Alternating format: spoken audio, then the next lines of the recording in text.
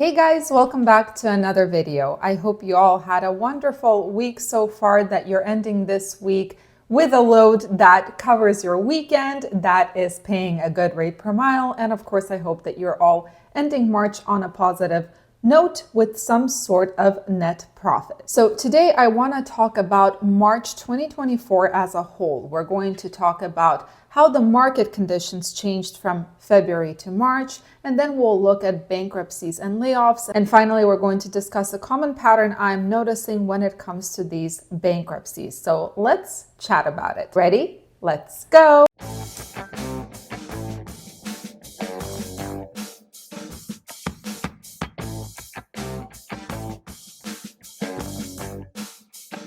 So let's start by looking at the market and comparing February to March using FreightWave's sonar data. So first we have the volume map, and throughout March, for the most part, volumes were higher compared to February. But in the last few days of this month, they did decline. And if we're comparing February 1st to March 29th, we see that volumes declined by actually 4.6%. Now, if we look at tender rejections, which dictate how much volume is going to end up on the spot market from the contract market, we see that starting February 1st, rejections started declining. And month over month, they declined by 30.7%, which is absolutely insane. Now, on the cost side, if we take a look at diesel prices month over month, we see that they did increase quite a bit by about 3.1% from February to March. All right, next let's talk about capacity really quickly. And first we're going to look at revocations. And this is when either the FMCSA decides to revoke your authority or when a trucking company decides to shut down their authority. So in general, we see that from February to March, the amount of revocations has declined until this last week, where they did increase a bit, making revocations 9.1% higher month over month. Now, if we take a look at the number of total active authorities right now, those are down by 0.83% month over month. So to sum it all up, what I see is that March was quite a bit tougher than February. Now, volumes, yeah, they declined because of this last week, but generally speaking, volumes were higher in March than in February. But rejection levels completely plummeted down, and the cost of operation, the diesel prices, those went up. And while month over month, the number of active authorities did decrease slightly, less than 1%, it's just not proportional to what is happening in the actual market. Now, what about what is happening with the industry on the business side? Well, just like always for the past few months, we're seeing companies either start laying off workers in order to downsize and to be able to make a profit again, or we're seeing them shut down altogether. So first of all, on March 8th, TBL Logistics, which is a Virginia logistics company hauling reefer and oversized loads, it shuttered its doors. Now, it was a pretty small operation, only 4 power units and 7 drivers. And after shutting down, and I quote, "Trucking, logistics, and truck stop chains are collectively owed millions of dollars." Now, the company has up to 49 creditors at the moment, some of which include Motive, which is the ELD provider that we also use, Love's Travel Stops, and the IRS. Now, it's pretty surprising that such a small company has so many creditors and owes over $1 million, but that's what debt does, right? It's a snowball effect. Now, on March 14th, Nationwide Cargo, an Illinois trucking company, also filed for bankruptcy, and they had 183 trucks and 171 drivers. Now, they don't give a specific reason for the bankruptcy filing, but what is surprising is they also have up to 49 creditors, just like the Ford truck company does, and the largest of which were Equity Financial, which is owed $3.5 million, Commercial Credit Group owed $1.8 million, and Continental Bank owed $676,000. Now, if we talk about the layoff side, Flock Freight is laying off workers, and they're a provider of shared truckload solutions, and they decided to reduce their workforce by 54 individuals. The company last reported layoffs in April of 2023.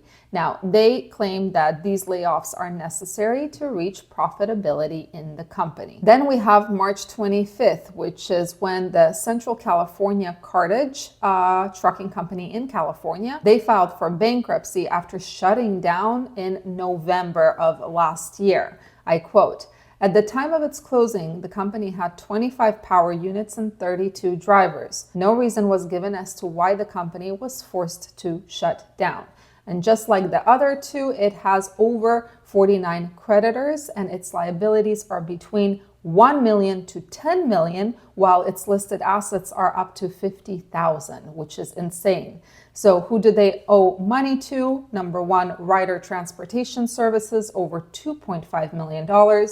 Extra Lease, over $805,000, and Valley Pacific Petroleum Services, over $319,000. Finally, on March 29th, it was announced that both FedEx and UPS are shedding workers. And FreightWaves states, I quote, "FedEx Corp is laying off an undisclosed number of workers across the organization despite posting stronger than expected quarterly results last week as the company strives to hit targets for right-sizing the company.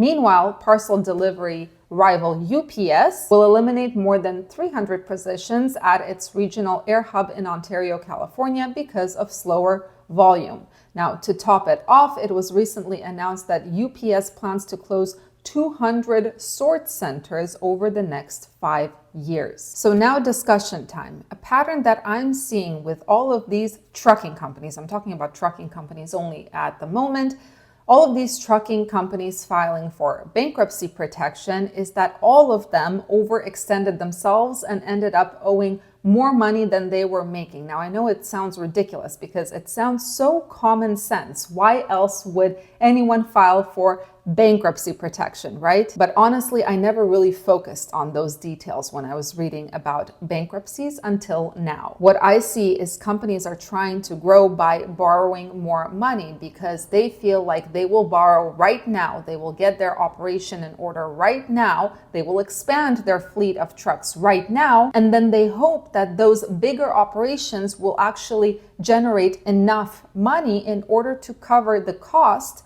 of the borrowed money. But what ends up happening is a snowball effect. Now, there are people who tend to forecast based on the best of times and not really imagining how bad the bad times could be. But the problem is that good times, they don't last long. And if the plan does not withstand the pressure of the bad times, it's a bad plan. Reading through all of these bankruptcy stories, seeing that pattern, it makes me completely reevaluate what I need to do with my business. And my plan is to completely eliminate debt in a very short period of time. Now, I wrote out a whole 10-page plan because I do like to plan for things. I like to write things down.